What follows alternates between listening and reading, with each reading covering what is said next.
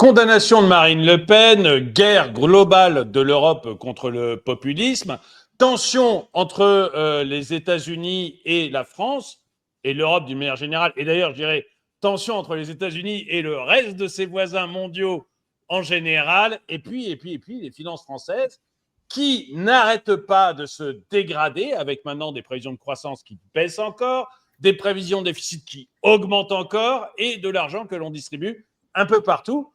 Les sujets pour cette table ronde ne manquent pas aujourd'hui. Et eh bien, je suis heureux d'avoir avec moi pour parler de cette actualité. Je suis heureux d'avoir avec moi Antoine Adriani, qui est Andréani, pardon, qui est de chez XTB et qui anime tous les jours, enfin pas tous les jours, une émission sur YouTube, sur la chaîne de XTB. Tu peux nous dire en 30 secondes quand est-ce que tu animes et de quoi il s'agit exactement? Oui, François-Xavier, ça s'appelle le Good Morning Market et c'est sur la chaîne d'XTB France sur YouTube. Je présente ma vision des marchés donc pour tous les actifs majeurs, indices, actions, le gold, le Bitcoin et on s'amuse à vulgariser tout ça avec des concepts qu'utilise Wall Street, notamment des robots traders, voilà, des choses. Mais ça reste simple, j'essaie de vulgariser au maximum et donc c'est une émission sympathique et bon, elle commence à avoir du succès. Et en face, on a, enfin en face, pas en face, on a également Thomas Veillet qui, lui, fait le Morning Bull pour Swissquote. Donc, c'est tous les matins aussi sur la chaîne de Swissquote.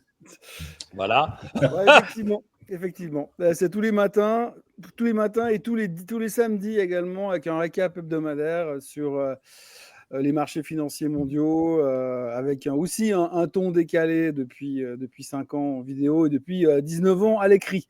Voilà, ça commence à dater. Et puis, on a deux personnes importantes des publications Agora. C'est Étienne Henry, qui est actuellement en Chine, à côté de Hong Kong, donc en léger décalé. Et Étienne Henry, tu as une spécialité aux publications Agora ou enfin voilà, de quoi tu traites exactement? Alors, aux publications Agora, on traite de tout ce qui peut intéresser les investisseurs particuliers pour les aider à ne pas se faire plumer, hein, en un mot. Et moi, je m'occupe particulièrement des problématiques énergétiques et gestion de patrimoine diversifié. Voilà. Et Philippe Béchade, donc, que les habitués de la chaîne connaissent, qui est aussi aux publications Agora et qui anime aussi une chronique sur YouTube. Je te laisse la parole, Philippe, pour présenter. Ouais, ça s'appelle L'Inforruptible. Et ouais, je passe à la moulinette, on va dire comme on va le faire un peu ce matin, hein, les sujets du jour, avec toujours un angle un petit peu économique, mais je ne m'interdis pas également de déborder sur le géopolitique. Voilà, c'est un domaine que j'aime bien. Alors, on va commencer. Oui, alors, le début de la vidéo est un peu politique, mais en même temps, je crois que il y a eu une révolution, entre guillemets, en France. Alors, Thomas, qui est en Suisse, est peut-être moins concerné, mais même lui a dû en entendre parler. En France, il y a une révolution, c'est que vous avez donc un juge qui a décidé que Marine Le Pen devait être inéligible lors des prochaines élections, notamment présidentielles. Or, qu'on aime ou pas Marine Le Pen, hein, l'idée, c'est pas de dire qu'on l'aime ou qu'on l'aime pas, c'est vraiment pas l'idée, mais qu'on l'aime ou pas, elle représente quand même plus de 30% des Français, et d'après les sondages, aux prochaines élections, elle est prévue pour faire 37%. Et pour moi, ça a eu un écho. Alors, depuis, il y a eu une petite modification. Elle ne pouvait pas se présenter puisque la peine était exécutive. Et puis, finalement, depuis, la justice s'est un peu emparée du truc et a dit, écoutez, on va faire le jugement en appel très, très, très rapidement pour qu'elle puisse quand même se présenter, parce que sinon, on va finir avec des têtes au bout des pics. Donc, il faut quand même qu'on change un peu notre pratique. Et donc, il y a eu ce petit changement. Mais moi, ça m'a fait aussi écho avec ce que la guerre que l'Europe fait à Orban, puisque maintenant on a même des politiques français qui sous-tendent, qui disent que ça serait bien que finalement Orban n'ait pas le droit de voter lors des réunions de l'Europe. Hein. Après tout, si un pays n'est pas d'accord avec nous, le mieux c'est qu'il vote pas. Hein. Comme ça, on règle le problème européen une fois pour toutes. Et puis, on a eu les élections aussi en Roumanie, où donc il y a eu des premières élections qui ont été tenues. Et le gars qui est arrivé en tête, parce qu'il est également populiste, a été viré. On a dit non, finalement, on ne compte pas les élections. Ça ne compte pas pour cette fois-ci. Et on a refait des élections et on a dit, mais toi, tu n'as pas le droit de te présenter. Voilà. Donc, les élections, elles ne comptent pas cette fois-ci. On refait des élections et puis toi, tu n'as pas le droit de te présenter. Du coup, il a mis 2 autres personnes. On a dit, non, mais elle est trop ta copine, elle n'a pas le droit non plus de se présenter. Et donc, on a quand même quelque chose qui devient un peu étonnant sur la démocratie européenne, où on peut avoir l'impression que des juges, et puis surtout ce qu'on peut appeler l'État profond, décident pour qui le peuple a le droit de voter. Quoi. Moi, c'est un peu l'impression que ça commence à me donner. Encore une fois, je ne vote pas Marine Le Pen, qui a un programme beaucoup trop à gauche pour moi d'un point de vue économique. Donc, je ne vote pas pour elle, mais j'ai vraiment ce sentiment que ça devient compliqué, quoi, les élections en Europe. Voilà. Alors, on va rebondir. J'aimerais tellement être inéligible aux taxes. Il y a un peu de ça. Philippe, tu veux commencer ? Pourquoi pas, oui. Alors, pour ce sujet, alors je le dis tout de suite, moi je suis pour que les délits soient sanctionnés, parce que si tel n'est pas le cas, on tombe rapidement dans l'anarchie. Hein. Donc, s'il y a des faits répréhensibles qui sont sanctionnés par des peines, il est normal que la justice les applique. Encore faudrait-il que toute personne ayant commis un délit soit effectivement confrontée à la justice. Or, je crois que depuis 2017, à peu près la moitié des membres du gouvernement ont été mis en examen à un moment ou à un autre, et je crois que 90% ont échappé à des condamnations, bénéficiant de non-lieu, bénéficiant de « Ah oui, a commis un délit, mais non intentionnel », ça c'était pour le ministre de la Justice. Oui, il a commis un délit, mais on a été trop lent, donc c'est prescrit.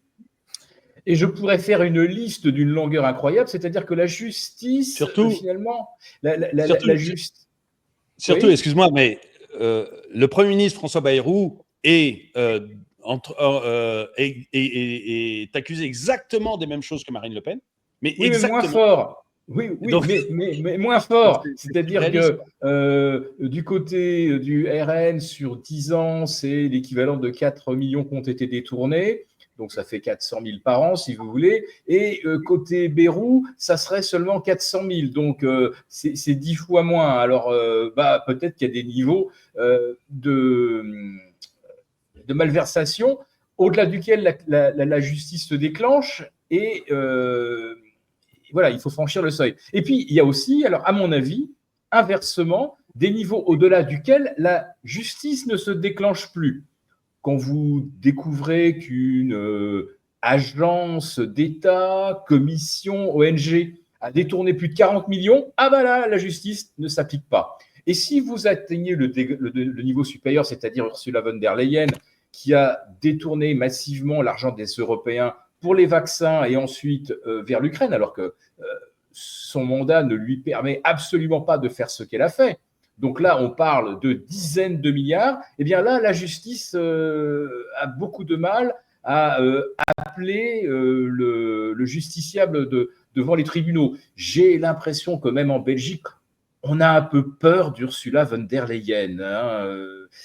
C'est à qui trouvera la meilleure excuse pour ne pas s'emparer de toutes les plaintes qui la visent.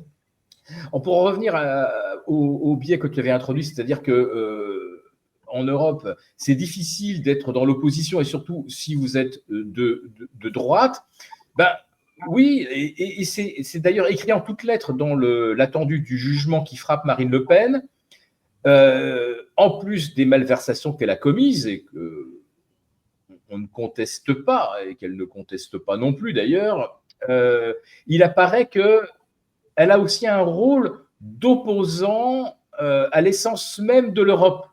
Et donc, si vous vous opposez, parce que vous êtes un opposant, mais à l'essence de l'Europe, alors là, vous méritez évidemment les peines les plus sévères.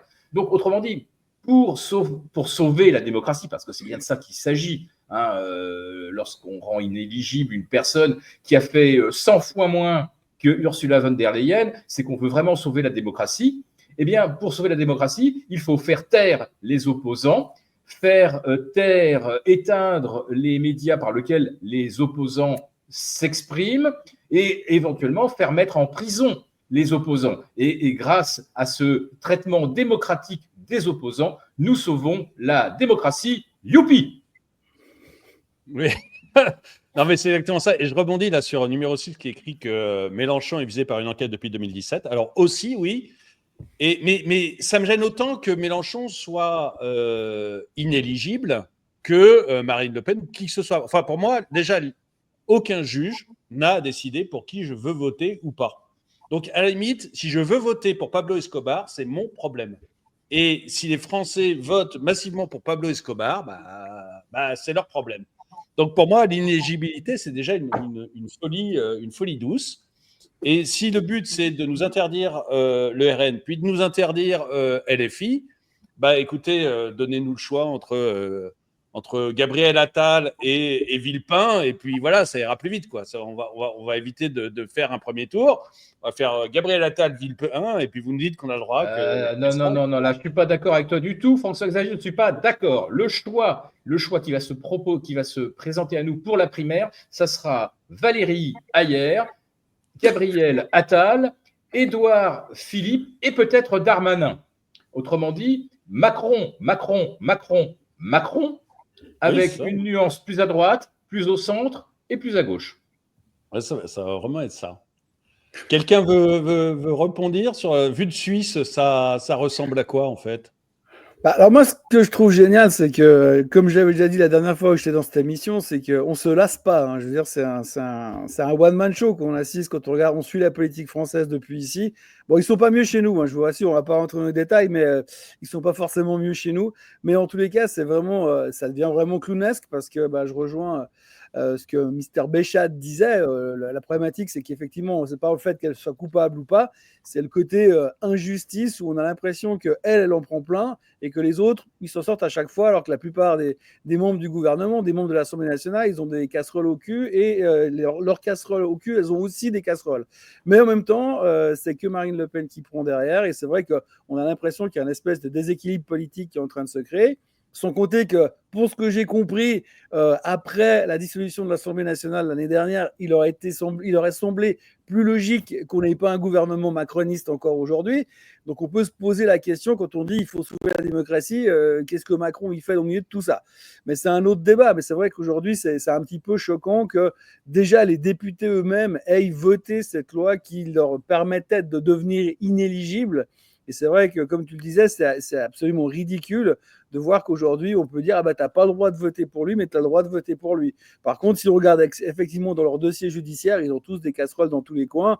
Et c'est vrai qu'on peut se poser énormément de questions là-dessus. Et c'est assez choquant, le résultat. Et moi, je vais même plus loin. Ce qui me choque dans cette histoire, c'est que, vu d'ici, on a l'impression qu'en tapant sur le Rassemblement national de cette manière-là, ils vont au contraire booster les intentions de vote et rendre les gens en colère et que finalement, ça a peut-être un effet qui va leur servir, peu importe qui se présentera pour le RN d'ici 2 ans.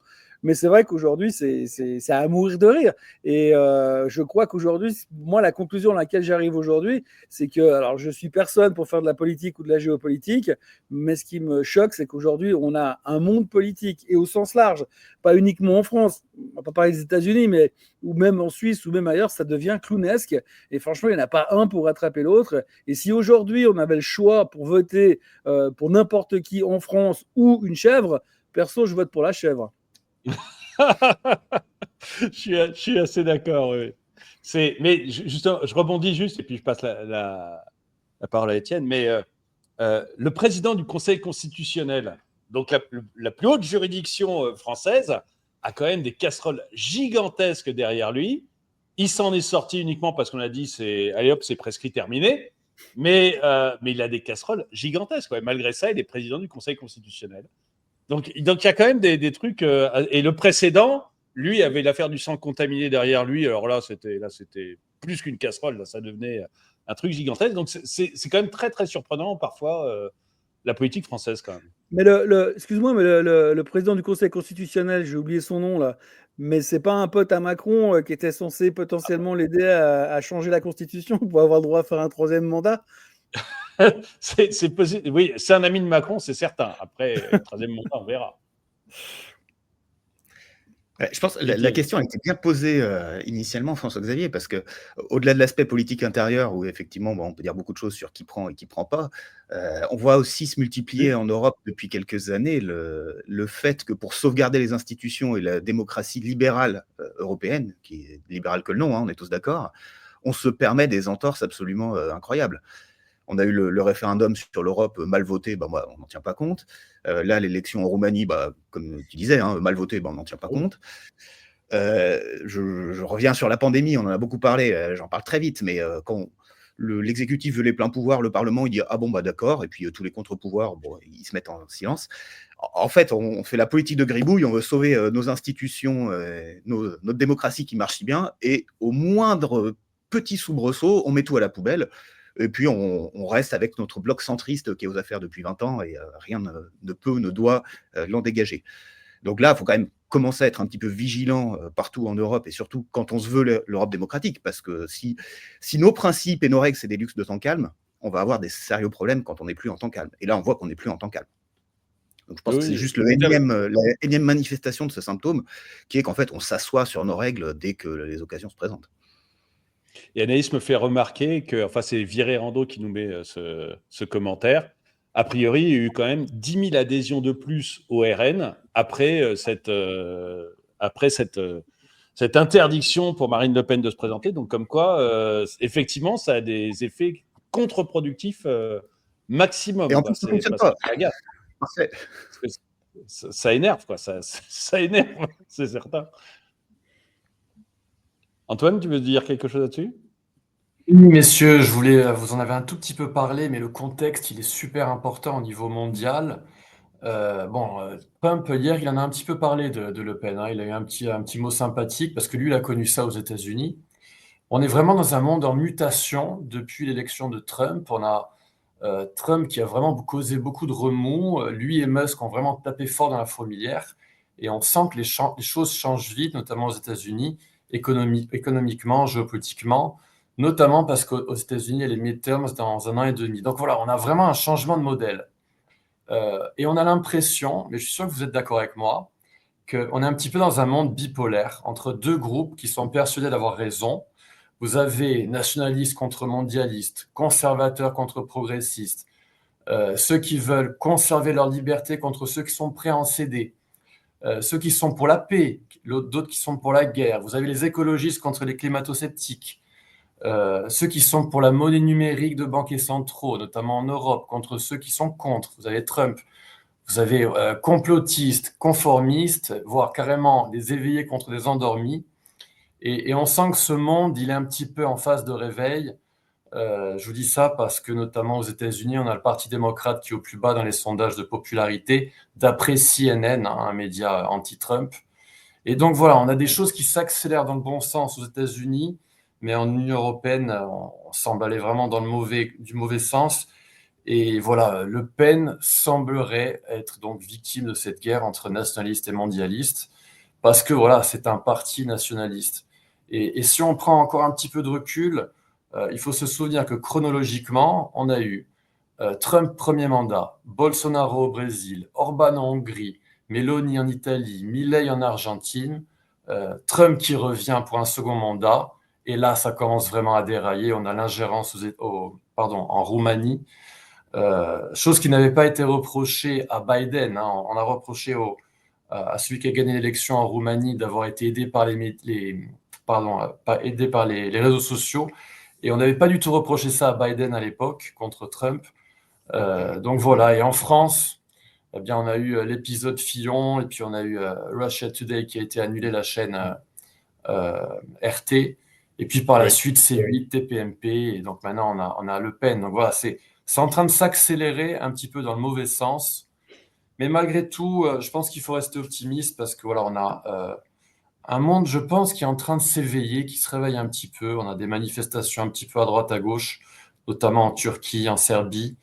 Je pense qu'il faut rester malgré tout optimiste pour la démocratie. Bah, j'espère, mais je rebondis juste un coup parce que j'ai préparé une vidéo pour ce soir sur les costumes de Fillon, parce qu'on vient de voir les notes de frais d'Anne Hidalgo. Ça faisait 5 ans qu'on essayait, il y avait une bataille juridique pour avoir accès aux notes de frais d'Hidalgo, donc ça y est, on a accès aux notes de frais d'Hidalgo. Donc c'est pas des costumes, mais c'est des robes Dior, c'est des manteaux, c'est des chaussures, c'est des bottines, bien sûr, c'est jusqu'au collant. Même les collants Monoprix passent en note de frais chez Anne Hidalgo et ça pose aucun problème. Tout va bien. Un voyage d'une semaine au Japon, 11 000 euros, pas de problème. Enfin, voilà. Il y a vraiment un monde qui a le droit de faire un peu n'importe quoi et puis un monde qui se fait taper dessus dès qu'il bouge une heure. C'est un peu, c'est un peu inquiétant. Bon, moi, je suis moins optimiste pour la démocratie, mais bon, on verra bien. Alors, on a parlé un petit peu enfin, Antoine a un peu parlé de Trump. Et là, on va rentrer dans un sujet plus économique, mais qui est quand même très inquiétant. C'est qu'aujourd'hui, c'est le jour de la libération. C'est aujourd'hui que Trump va nous dire à quelle sauce on va être mangé. Donc, Trump met des barrières douanières très, très fortes sur l'ensemble de ses voisins. Et là, aujourd'hui, il va annoncer les barrières qu'il met sur l'Europe et peut-être la Chine. Et du coup, nous, Français, on est en première ligne puisque ça va toucher probablement l'alcool, probablement les marques de luxe et les bagnoles. Donc, on risque d'en prendre plein la tête. Il faut savoir que, juste pour donner quelques chiffres, l'Europe exporte, on vend beaucoup plus aux Américains de biens matériels que les Américains nous en vendent. Je crois qu'on est excédentaire de 157 milliards ou quelque chose comme ça. Et d'un autre côté, les Américains nous vendent beaucoup plus de services qu'on ne leur en vend. Et là, eux sont excédentaires d'à peu près 100 milliards. Donc, globalement, la balance est positive pour l'Europe. On vend plus aux Américains qu'ils ne nous vendent. Parfois, il faut quand même se réjouir de ne pas être mauvais quelque part. Mais là, avec les tarifs douaniers, ça risque de se compliquer, surtout que l'Europe, elle, cherche des moyens de contre-attaquer les Américains. Et donc là, l'idée, c'est de dire, on risque, d'ailleurs, toutes les bourses sont en train de réagir et on a on a 3 spécialistes des bourses là, enfin de la bourse, pardon, là, et l'idée, c'est je me fais rire tout seul, mais on a des spécialistes de la bourse là et ils vont on voit que la bourse s'est quand même effondrée. Ce matin, ça se passe pas bien à la Bourse de Paris, mais bon, on n'est pas sur une seule journée. Mais globalement, c'est en train de baisser et il y a vraiment un monde économique qui est très, très, très inquiet sur ce qui est en train de se passer entre Trump et l'Europe, et la Chine, et le Canada, et l'ensemble du monde. Moi, je suis moins inquiet parce que j'ai vu le premier mandat de Trump. Quand il a commencé à parler de barrières douanières lors de son premier mandat, je disais c'est fou, ça fait augmenter les prix, c'est inflationniste, c'est une véritable erreur économique. Et puis, il s'en est super bien sorti parce qu'il a signé des contrats avec tout le monde et que du coup, il n'a pas eu à augmenter ses barrières douanières et que c'est très bien passé. Je pense que c'est la même tactique qu'il essaye de mettre en place. Je ne sais pas du tout si ça marchera cette fois-ci. On commence par Thomas. Tu veux en parler? Tu as dû en parler un peu ce matin déjà. Ouais, j'en ai parlé un peu ce matin. J'en ai parlé. Enfin, on parle que de ça. De toute façon, le reste c'est un peu secondaire. Mais c'est vrai qu'aujourd'hui, ce qu'il est en train de mettre en place, bon, déjà il y a deux choses. Je pense que on a très très peur de l'incertitude. La question, c'est pas vraiment de savoir ce que ça va coûter et quels seront les impacts économiques dans un premier temps. C'est qu'on n'aime pas ne pas savoir. Aujourd'hui, on ne sait pas. On ne sait pas où on va et on est stressé par rapport à ça. Ce qui fait que finalement, on est un petit peu angoissé par rapport à ce qui va se passer tout à l'heure. Maintenant, j'ai l'impression qu'on a quand même discounté pas mal de choses. Comme tu l'as dit, on a déjà perdu quand même quasiment 14% sur le Nasdaq. On a bien corrigé. Les Magnificent Seven, ils en ont pris pour leur grade. Et aujourd'hui, on se pose un petit peu des questions sur est-ce qu'on a déjà discounté plusieurs choses et est-ce que potentiellement, on n'est peut-être pas en train d'arriver à un niveau où on a vu le fond. Ça va se décider ces prochaines heures. Quand on regarde les traders options, ils ont pris des positions qui parient sur un mouvement de 2% à la hausse ou à la baisse. Donc après, on verra si c'est vraiment réaliste, mais j'ai envie de dire 2% de mouvement ce soir. On a vécu pire ces derniers temps et on devrait pouvoir survivre à ça. Maintenant, la mise en place de ces tarifs, pour le côté réciprocité, si on regarde par rapport à tout ce qui se fait depuis des années, c'est pour eux, les Américains perdent de l'argent à chaque importation et donc il faut trouver le moyen d'équilibrer. On ne peut pas forcément dire que c'est n'importe quoi dans sa réflexion. Par contre, c'est vrai que les impacts que ça va donner sur l'économie ces prochains temps, ça va être intéressant à observer parce que c'est vrai que je me souviens il y a quelques mois en arrière, quand on parlait de ces tarifs douaniers, on disait oui, mais de toute façon, ça va bien se passer, c'est pas si inflationniste que ça. Et puis là, tout d'un coup, depuis 2 semaines, on a commencé à se rendre compte qu'en fait, oui, mais c'est quand même un tout petit peu inflationniste et que ça peut quand même poser des soucis. Et c'est vrai qu'en ce moment, on est en train de prendre conscience de ce risque d'inflation. Alors maintenant, j'imagine que si les tarifs sont mis en place, 20% d'augmentation sur la plupart des pays du monde demain, on va dire que c'est une moyenne comme ça. Et puis à partir de là, l'inflation redémarre, les gens consomment moins, ralentissement de l'économie. On a vu encore les chiffres de la Fed d'Atlanta, le GDP Now, qui sont sortis hier. Eux, ils annoncent quand même qu'on est en récession technique aujourd'hui aux États-Unis. J'ai l'impression qu'on risque de se retrouver dans une situation qu'on n'avait pas vraiment prévue le 1er janvier. Parce que ceux qui ont osé dire qu'on pourrait être en récession aux États-Unis dans le courant de l'année, tout le monde se marrait parce que ça n'arriverait jamais. Et aujourd'hui, on est en train de se rendre compte que non seulement la récession, c'est possible, on parle même de stagflation. Donc, on a quand même un risque économique. Et le plus drôle dans tout ça, ce sera de voir comment la Fed va pouvoir ou va devoir réagir. Parce que si tout d'un coup, on a une inflation qui repart à la hausse et une économie qui ralentit, on sait tous que techniquement, pour que la Fed intervienne, ça va être très, très compliqué. Et j'aimerais pas être à la place de Jérôme Powell ces prochains temps, parce que quoi qu'il va faire et quoi qu'il dise, ce sera de toute façon de sa faute à la fin. Donc, on est vraiment dans une situation un petit peu particulière. Du point de vue marché, j'ai l'impression qu'une fois qu'on saura, on pourra commencer à réfléchir, à avoir une vision un petit peu plus lointaine, parce qu'aujourd'hui, il est clair qu'on a une vision hyper court-termiste. Mais pour ce qui est de l'économie en elle-même, on va se poser pas mal de questions ces prochains temps. Et je pense que ce sera peut-être, cette année 2025 sera peut-être pas aussi smooth ride que ce qu'on attendait au début de l'année. Surtout qu'on n'a pas besoin de Donald Trump pour nous tuer, parce que je vois, j'ai vu 2 commentaires passer. On n'a vraiment pas. L'Union européenne et la France n'ont pas besoin des droits de douane de Trump pour s'effondrer. On est déjà dirigé par des gros nuls. Et dans le sens où, quand même, depuis 2009, le PIB par habitant aux États-Unis évolue beaucoup plus vite que le nôtre et que nous, on a du mal à faire évoluer notre PIB par habitant.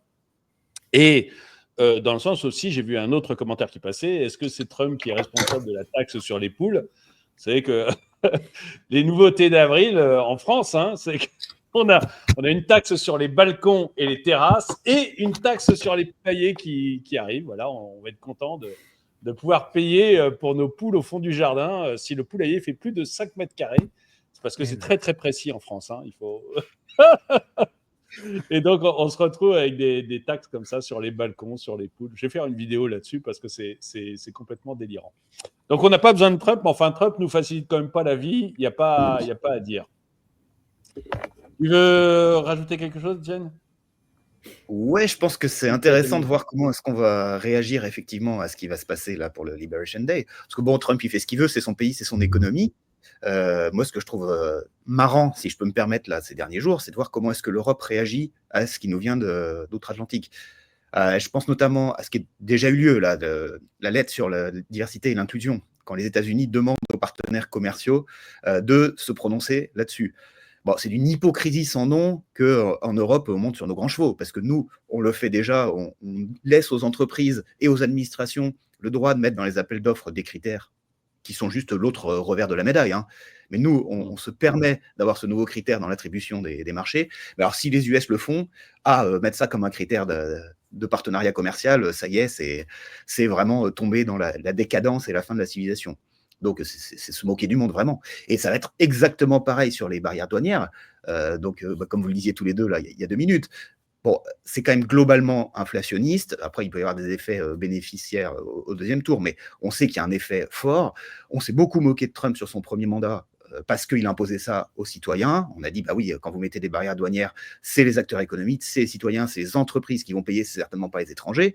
Quand Trump revient au pouvoir, on se dit, bon, bah, cette fois-ci, il a compris la leçon, il va pas le faire, ou alors c'est qu'il est vraiment trop bête. On voit qu'il est parti pour le faire. Alors on se dit, qu'est-ce que Donald Trump est bête, et qu'est-ce qu'on commence à murmurer en Europe? Et bah, pour bien embêter Donald Trump, on va faire la même chose ici. Donc, ce qui est idiot, contre-productif de l'autre côté de l'Atlantique, face à ça, qu'est-ce qu'on fait nous? Eh ben, on va faire exactement la même chose. C'est ça qui se dessine, hein. Après, ce sera peut-être selon les secteurs, mais on sait grosso modo que ça va être ça la réponse de l'Europe. Là, il faut qu'on clarifie. Il faut qu'on clarifie. Est-ce qu'on peut mettre de la politique dans l'attribution des marchés publics? Est-ce qu'on peut décider avec qui on travaille en fonction de ce qu'ils font sur l'aspect social? Oui ou non? Si c'est oui pour tout le monde. Si c'est non pour tout le monde. Est-ce que des dirigeants doivent imposer de la stagflation aux acteurs économiques pour faire leur politique, leur géopolitique? Pourquoi pas, hein? On peut se dire que l'économie est à la merci de la politique, on peut le dire. Mais si on le fait, il ne faut pas reprocher aux US de faire la même chose. Donc voilà, encore une fois, regardons ce qu'on fait, balayons devant notre porte avant de donner des leçons, et déjà, je pense que ça aiderait beaucoup. Et parce que ceux qui sont habitués à ma chaîne connaissent un peu cette phrase, mais ce n'est pas la vache qui paye la taxe sur le lait. Donc quand on met des barrières douanières, ce n'est pas celui qui vous envoie des produits qui paye, c'est vous. Et c'est d'ailleurs expliqué par Adam Smith au XVIIIe siècle, qui est de dire, mais en fait, vous créez une barrière douanière, c'est votre peuple qui va payer ces taxes d'une manière ou d'une autre. C'est pas la personne qui vous exporte les choses. Donc en fait, le fait que l'Europe mette des barrières douanières sur des produits américains, ça veut tout simplement dire que vous, là, qui nous regardez, vous allez payer un peu plus d'impôts sur différents produits américains, voilà. Et vous allez payer un peu plus de taxes, et c'est votre pouvoir d'achat qui va baisser, et c'est pour ça que c'est inflationniste dans un pays automatiquement. En plus, vous avez moins de concurrence qui se crée, parce que le concurrent, il paye des taxes, donc à l'intérieur du pays, les entreprises ont moins de concurrence. Comme elles ont moins de concurrence, elles relâchent la pression sur leurs efforts sur les prix, elles augmentent leurs marges, et elles relâchent aussi la pression sur la qualité.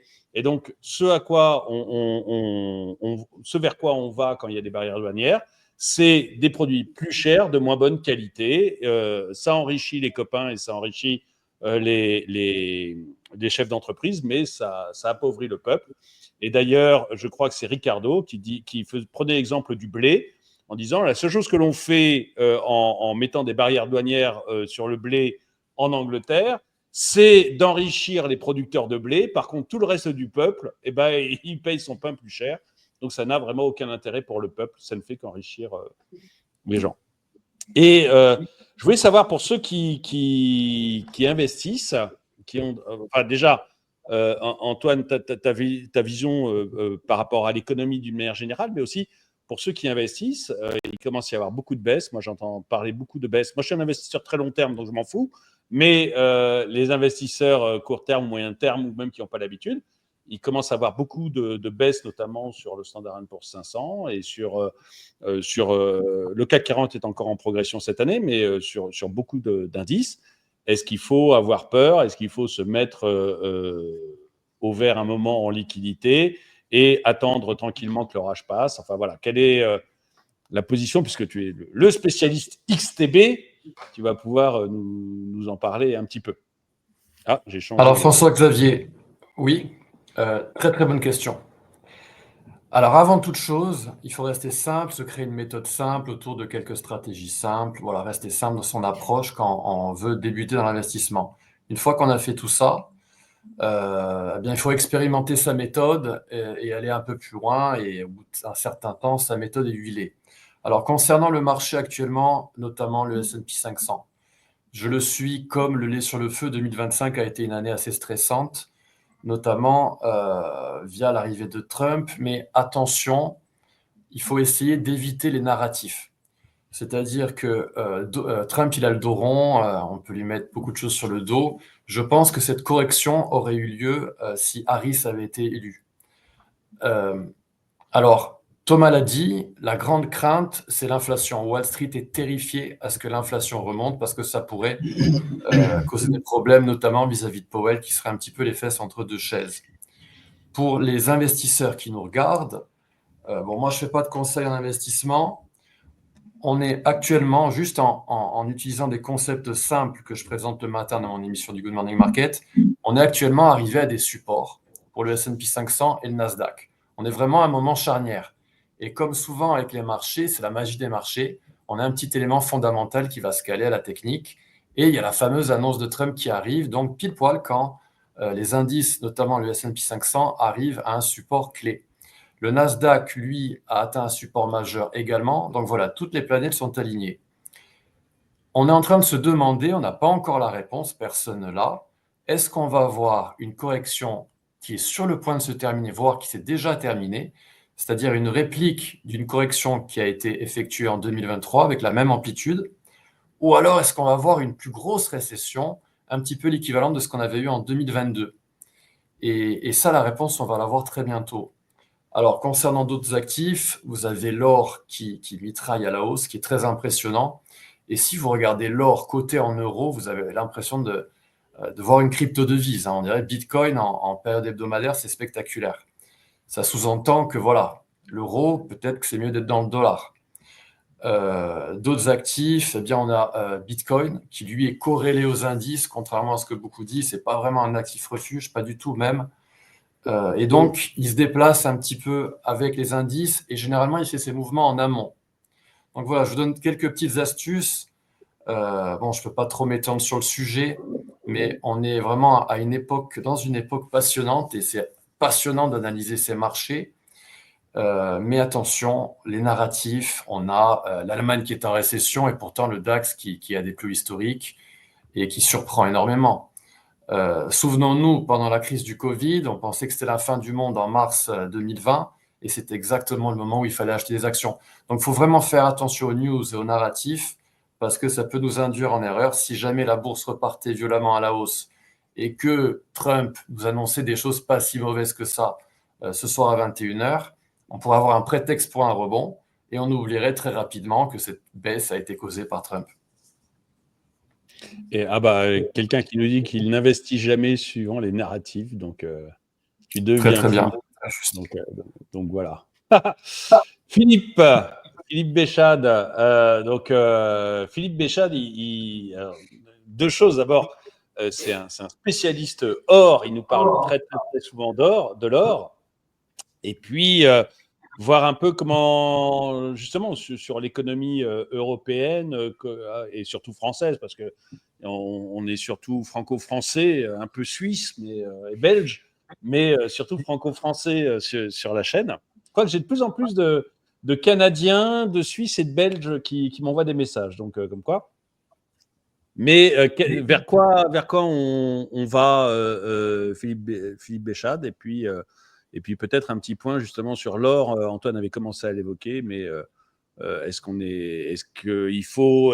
grosso modo, est-ce qu'il faut vider ses comptes en banque et tout mettre en or parce qu'on est vraiment à un moment où les catastrophes approchent, ou est-ce que c'est quand même plus détendu que ça?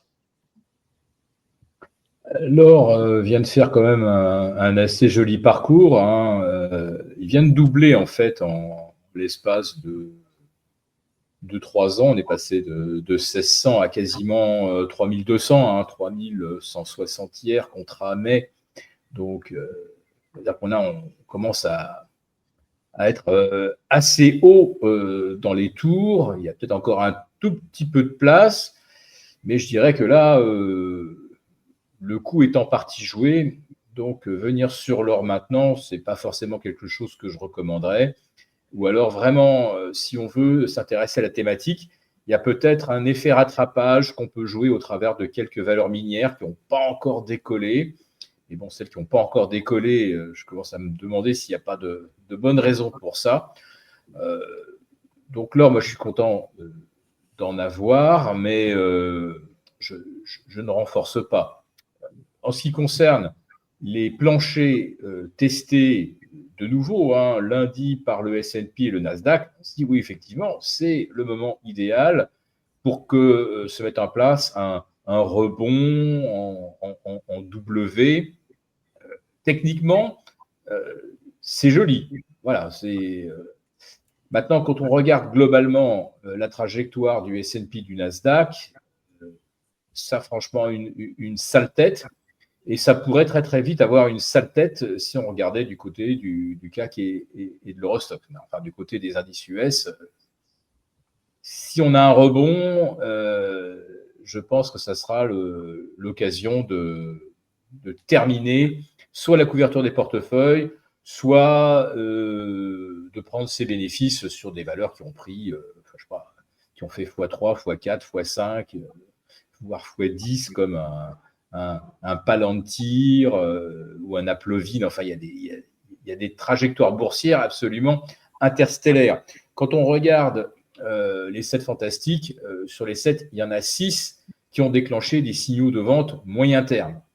Voilà. Donc, c'est difficile de se remettre dans une tendance haussière avec autant d'éléments négatifs à moyen terme. Alors, pour en revenir aux annonces de Trump et quelles seront les conséquences, on est à peu près tous d'accord sur le fait que c'est récessionniste, que c'est inflationniste. Et moi, je me demande, puisque je ne pense pas que Trump soit un imbécile, même s'il joue les bouffons devant les caméras, il sait très bien tout ça.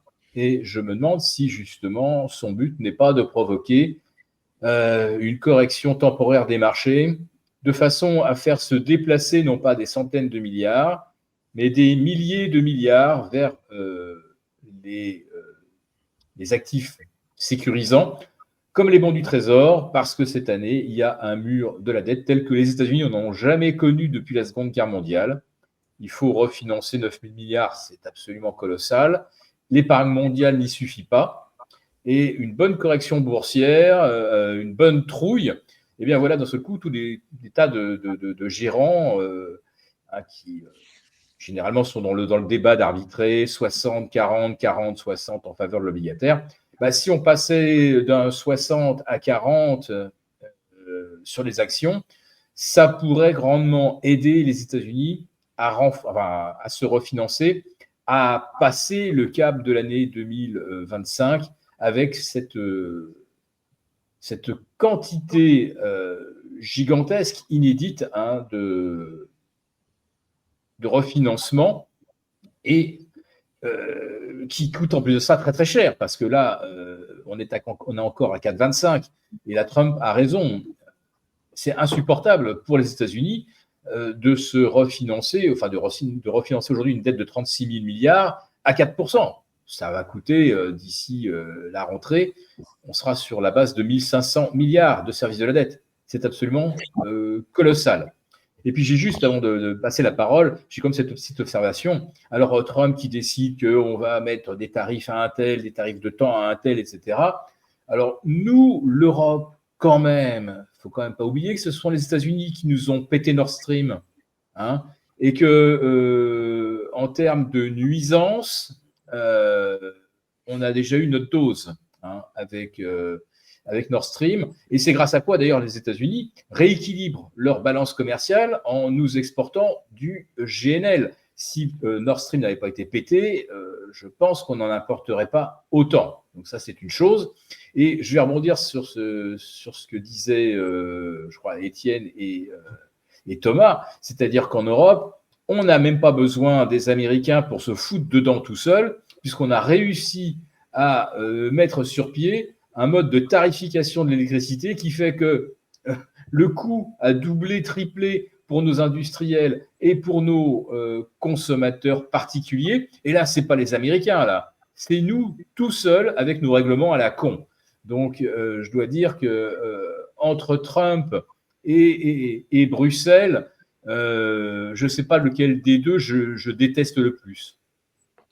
Juste pour finir, avant de passer justement au problème français actuel, Philippe, on a une question là de Philo, mais je crois que tu as déjà un peu répondu. Est-il intéressant, enfin, c'est une question pour toi, hein, c'est bien précisé pour toi, c'est pour ça que je te la pose. Est-il intéressant d'investir dans des actions des mines d'or et d'argent? Mais tu as un peu répondu, je crois, en disant, finalement, il y en a certaines qui n'ont pas émergé, mais émergeront-elles un jour, quoi. C'est pas, Ouais. ça ne semble pas évident, quoi. Alors moi, ce que je surveille, et ce qui peut être effectivement peut-être le coup, le grand coup du deuxième trimestre, hein, qui vient de débuter il y a 48 heures, c'est l'argent qui ferait un breakout au-delà de 34,5, 35. Et alors là, il y a des positions vendeuses tellement massives, je pense même qu'on n'en a jamais observé d'aussi considérable depuis les années 80. Il y a tellement de vendeurs à découvert et les stocks d'argent sont tellement aujourd'hui quasi inexistants que là, on peut avoir quelque chose d'énorme, enfin de spectaculaire, avec un vrai corner. Il n'y a pas de physique. Les vendeurs à découvert peuvent effectivement pas aller chercher de l'argent dans les stocks du LME. Il y en a quasiment plus. Et ils sont tellement engagés sur des ventes de contrats à terme qu'ils seront obligés d'aller se racheter à tout prix. Donc ça peut être le coût du troisième trimestre. Et alors là, les mines argentifères, c'est pareil. Là, elles pourraient connaître une envolée. Mais il faut bien avoir conscience que ce que je vous décris, les vendeurs à découvert sont les premiers à savoir dans quelle situation ils se trouvent. Et c'est pourquoi ils s'opposent avec autant de force, et la complicité d'ailleurs des banques centrales, à ce que l'argent franchisse des seuils d'alerte à la hausse. Tout le monde les connaît et tout le monde sait que si ces seuils sont franchis, il y a énormément d'intermédiaires qui vont être dans des situations extrêmement difficiles, très, très difficiles. Donc voilà ce qui se joue, il faut en être conscient. Ok. Donc comme ça, on a pu répondre à la question. Alors, il y a une chose. Donc, Mamselle, c'est Bruxelles qu'elle déteste le plus. Mais entre Trump et Bruxelles. On va revenir un peu sur quelque chose de franco-français, mais tout le monde l'a oublié, mais on avait un grand symposium sur les retraites. Voilà. Bon, depuis, on a renforcé la guerre contre la Russie, on a nos problèmes douaniers, etc. Tout le monde a oublié ça, mais en France, on était censé réunir tout le monde pour parler une nouvelle fois des retraites. C'est un peu notre marronnier à nous. Maintenant, tous les 2 ans, on fait une grande réforme des retraites. Bon, voilà pourquoi. Et tous les 2 ans, on dit tiens, si on revenait à la retraite à 60 ans, c'est assez classique chez nous. Mais donc, ce marronnier ne va a priori accoucher de rien, comme c'était un peu prévu. Et le gros problème, c'est nos finances publiques. C'est-à-dire qu'on a l'impression, enfin moi, l'impression que j'ai, c'est que bon, le truc sur les retraites n'accouchera de rien et on va probablement essayer de passer encore 1 ou 2 ans en essayant de ne pas indexer les retraites sur l'inflation pour que ça coûte quand même pas trop cher parce qu'on arrive sur des sommes maintenant absolument titanesques. Donc on va essayer de faire ça et on nous a prévenu déjà qu'on allait mettre des impôts un peu élevés sur les retraités riches. Mais je rappelle qu'en France, au-dessus de 3 000 € par mois, vous êtes riche. Donc ça fait quand même un paquet de monde. Et puis surtout que, bon, on commence en vous disant que ça va être les riches, et puis finalement, c'est tout le monde qui en prend plein la tête. Donc voilà, ça va être passé comme ça. Et puis surtout, on a un président qui va redonner 2 milliards d'euros à l'Ukraine, qui est en train de nous dire, écoutez, on va réarmer. C'est bien beau, mais ça coûte de l'argent, hein, réarmer, et c'est pas les quelques millions que l'on va mettre, enfin que des gens, enfin non, je vais pas les qualifier, mais que des patriotes vont mettre dans le fonds BPI qui va servir à financer on ne sait pas quoi, mais c'est promis, c'est sûr. Donc, on va, c'est pas avec cet argent-là quand même qu'on va refinancer notre armée. Donc, on va devoir se réendetter. On nous explique là que la croissance, aujourd'hui, ils nous disent non, finalement, la croissance va être plus faible que prévu. Tu m'étonnes, ça fait déjà plusieurs mois qu'on vous le dit. Et donc, on se retrouve avec une croissance plus faible, des dépenses qui explosent totalement, et la guerre sert de prétexte à faire exploser complètement les dépenses, une discussion sur les retraites que l'on abandonne en race campagne, alors qu'on a déjà des déficits, on a les plus gros déficits d'Europe, le Portugal est en bénéfice, nous on est en déficit, enfin on arrive vraiment dans une situation catastrophique. Je n'en vois pas le bout. Pour moi, tout ça se finira joyeusement devant le FMI, mais comment va se passer? Moi, je sens cette année catastrophique. Je sens qu'on va nous annoncer des taxes et des impôts supplémentaires, et la taxe sur les poulaillers ou les balcons va nous faire rigoler parce que vous allez voir que ça va être beaucoup plus saignant que ça. Et je ne vois aucune, mais vraiment aucune, bonne nouvelle pour la France, l'économie française, et aucune porte de sortie. Je vois même plus la lumière au fond du tunnel, ou plutôt si, c'est la lumière des phares de la locomotive qui nous arrive dessus, quoi. Donc, je ne sais pas ce que vous en pensez. Et, on va commencer par Étienne. Tu as une vision Ah, plus jolie que la mienne?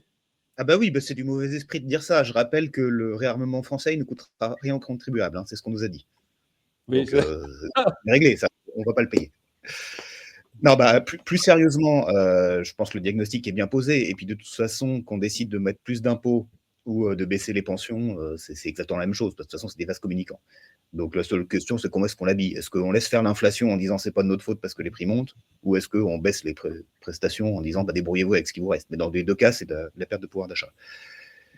Bon, si on veut être un peu optimiste, on peut dire que si on n'arrive plus à boucler les fins de mois et qu'avant d'aller au FMI, on se dit que allez, on va quitter les 5% de déficit par an et on va faire les choses proprement.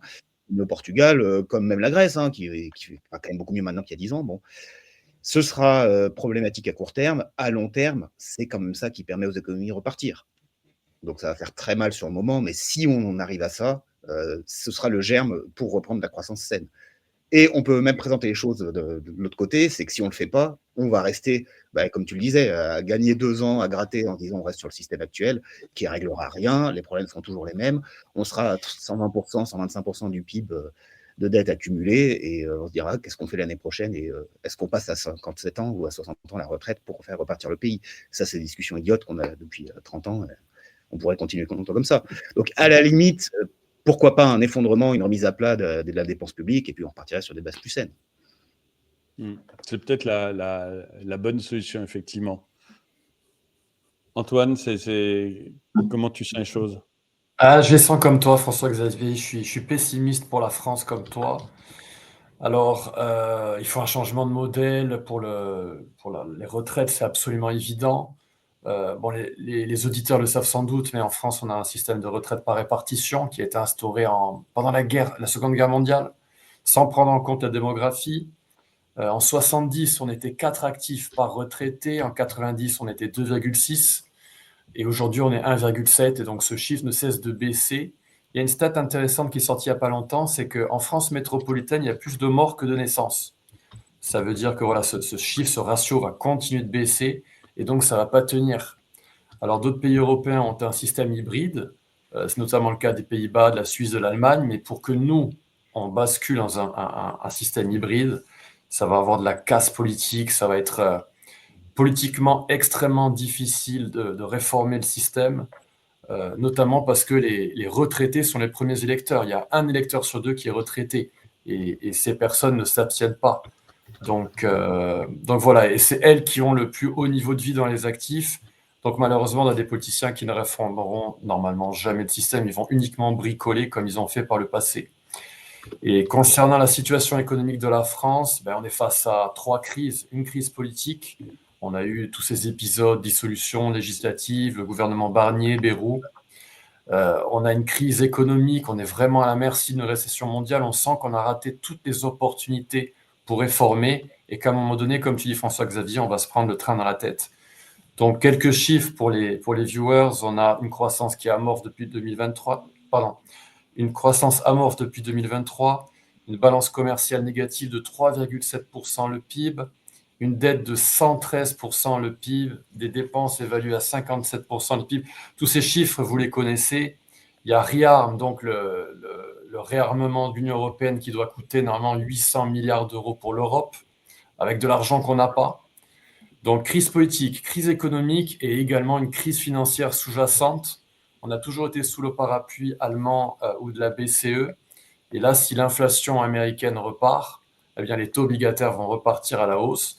Et voilà, tout ça, c'est un petit peu un comble, hein, comme vous l'avez mentionné, parce que beaucoup étaient très arrogants par rapport on les appelait les pigs, les pays du Club Med, ces pays, Portugal, Espagne, Grèce, Irlande, qui étaient au fond du trou en 2010, avec la Troïka,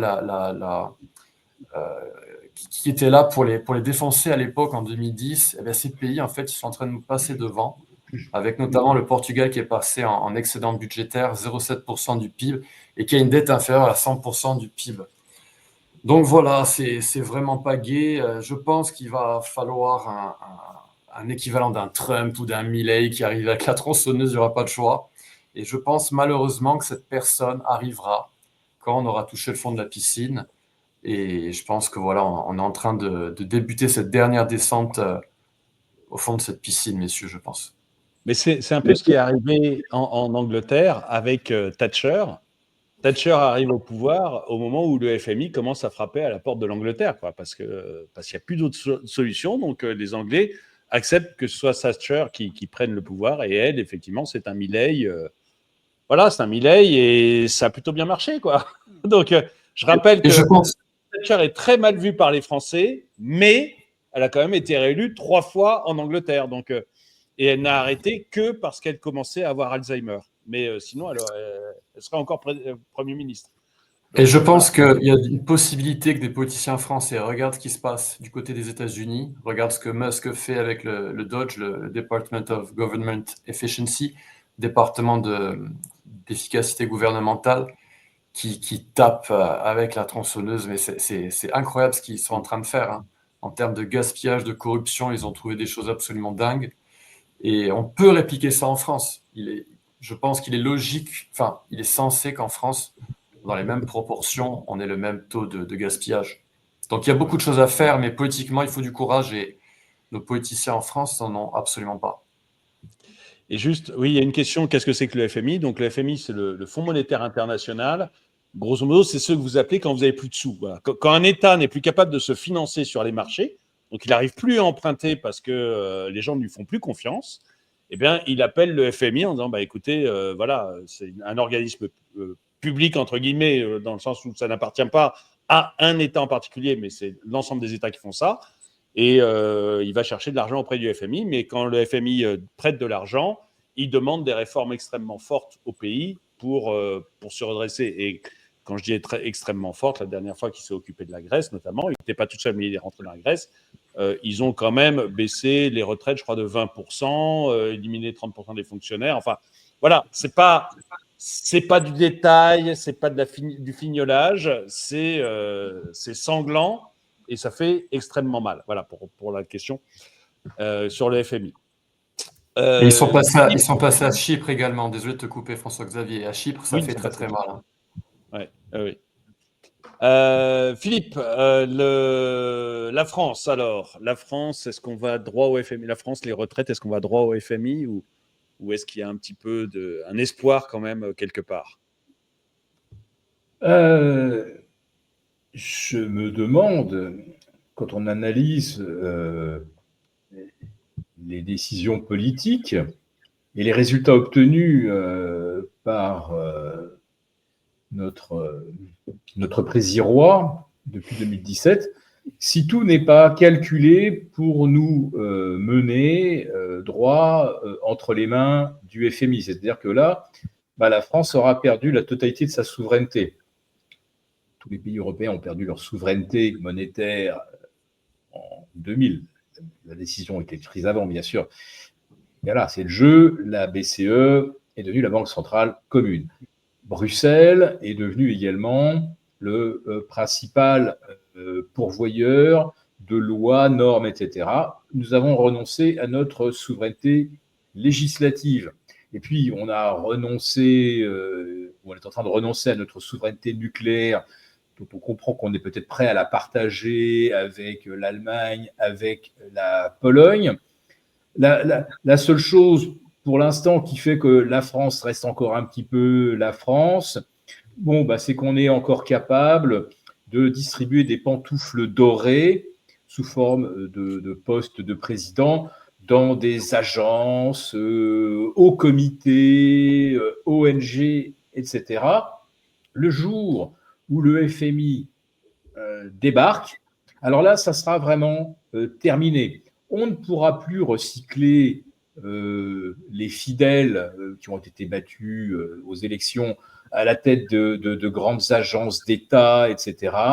On ne pourra plus distribuer de l'argent que l'on n'a pas. Voilà ce qui nous pend au nez avec le FMI. Moi, j'en reviens à ces gaspillages parce que les fameuses 1200 agences, hauts comités, etc., c'est un budget annuel de 80 milliards. Ça fait travailler 445 000 personnes, dont la masse salariale représente 30 milliards.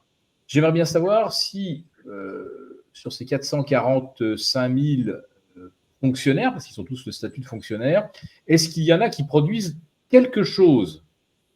Est-ce qu'il y a des agences dont l'expertise est utile au pays?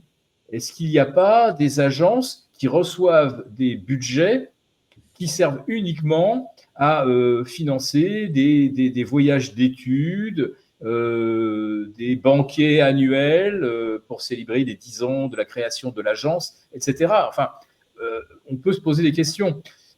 Je suis convaincu qu'il y a au moins 30 à 40 milliards à économiser chaque année avec ces agences. Après ça, vous prenez le millefeuille administratif français, c'est-à-dire l'État, la région, le département, la préfecture, l'intercommunalité, etc. À chaque fois, ce sont des strates administratives. Je pense que le FMI ou un Doge, en regardant ça froidement, on dirait ça, toutes les pantoufles dorées pour les obliger du système à Fouera, les millefeuilles administratifs, on les réduit de moitié à Fouera. Ça encore, c'est des milliers peut-être de fonctionnaires qui passent à la trappe. Mais il y a un moment, il faut quand même se demander où est-ce qu'on pose la limite. C'est-à-dire qu'on a désindustrialisé le pays de façon délibérée. C'était une stratégie au début des années 2000. Et tous les gens qui ne retrouvaient plus d'emploi dans le secteur productif, eh bien, on les a mis au contrôle. Et grâce à l'Europe qui a multiplié par 5 le nombre de normes depuis 2000, on est passé de 400 000 à 2 millions, il en faut des fonctionnaires pour contrôler toutes ces normes. Ça tombe bien, c'est autant de personnes qui n'avaient plus leur place dans l'industrie, dans le secteur productif. Donc, c'est tout le système qu'il faut réformer. Ce n'est pas seulement arriver et dire on va faire des économies là et là. C'est qu'à un moment, il faut peut-être faire du Thatcher d'une façon ou d'une autre et dire il faut qu'on remette l'économie sur ses deux pieds. C'est-à-dire qu'il faut qu'on produise de la richesse et non pas que l'on ait pratiquement 2 fonctionnaires sur 3 qui contrôlent comment est produite la richesse ou qui perçoivent les taxes sur la richesse. Il y a un moment où il faut vraiment revenir à des choses que je considère, moi, comme de la vraie orthodoxie. Alors, ce n'est pas du thatchérisme que je prône, mais au minimum, que l'on donne la priorité à la création de richesses. Mais depuis que Nord Stream a été saboté, depuis que nous nous sommes nous-mêmes tirés des balles dans le pied et dans les 2 genoux avec nos tarifs d'électricité, je ne vois pas comment on arrive à créer de la richesse. Donc, vous voyez un petit peu la problématique. On n'a pas le bon logiciel pour produire de la richesse et on n'a pas non plus aujourd'hui l'énergie bon marché qui nous permettrait de produire de la richesse. Et ça, par contre, Trump, lui, il a beau être ce qu'on en pense, il a très très bien compris comment une économie s'enrichit. Et avant de passer la parole à Thomas, il y a juste une statistique que j'ai vue ce matin, c'est Bercy qui la donne.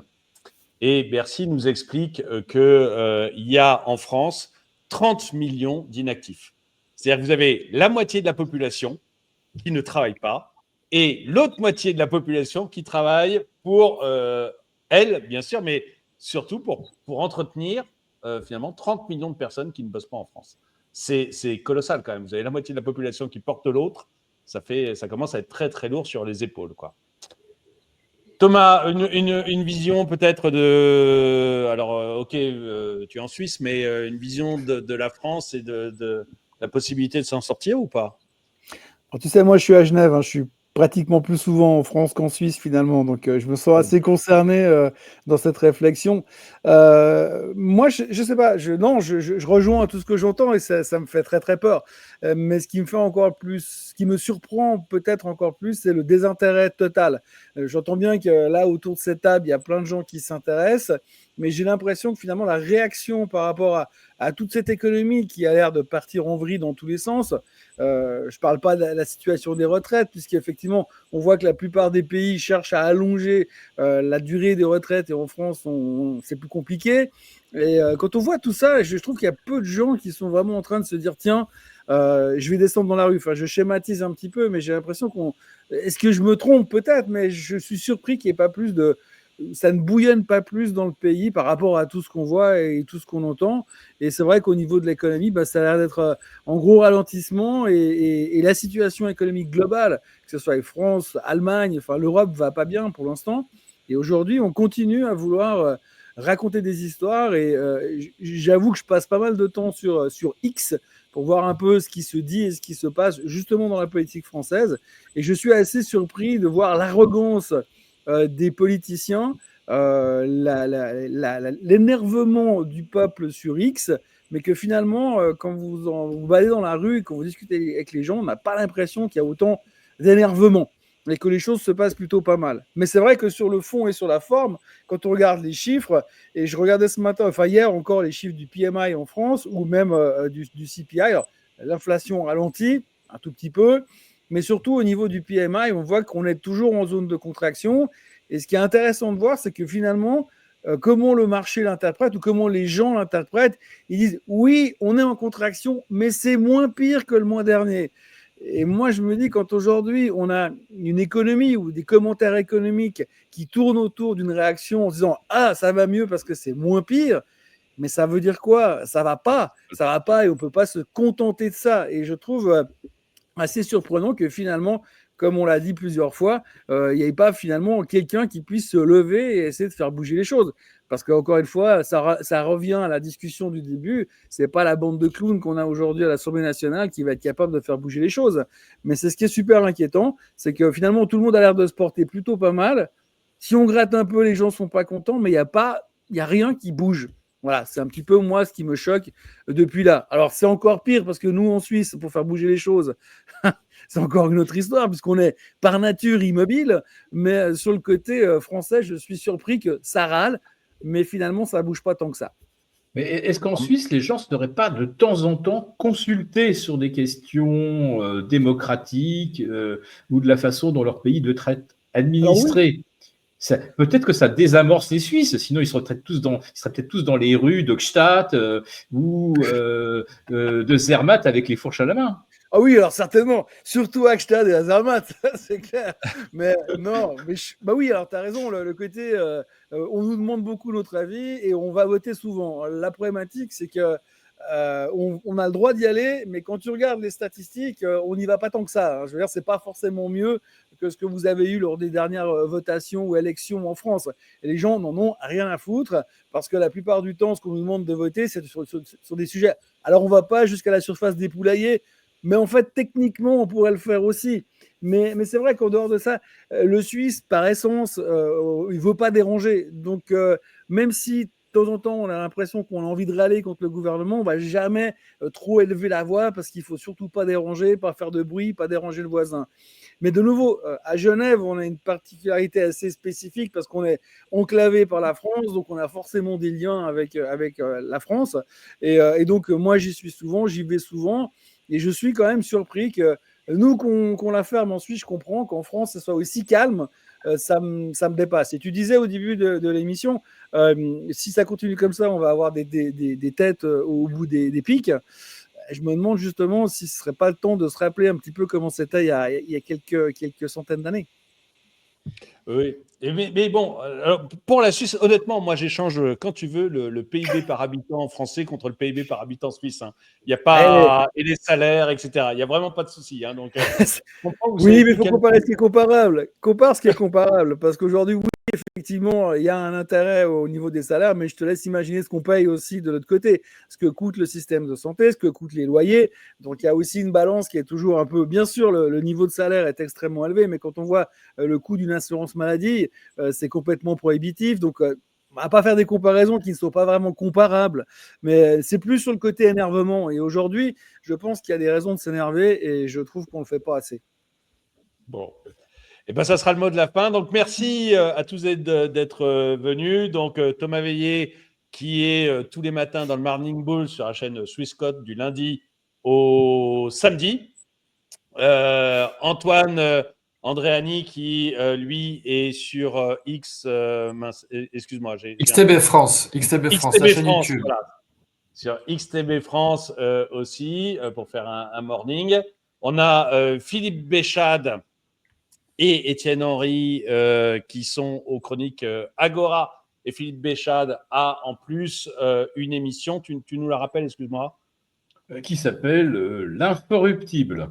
L'Inforruptible, voilà. Non, mais je suis Ça désolé. ça sort tous les soirs à 5h30. Non, 17h30. 5h30, c'est pour l'émission de Thomas Veillé. Pardon. C'est pas 5h30, c'est l'heure où je travaille, mais c'est pas 5h30. Bon, merci à tous d'être venus et merci à vous d'avoir regardé cette vidéo. Merci à tous ceux qui étaient dans le direct. Et puis moi, je vous dis à très bientôt. Merci beaucoup. À bientôt.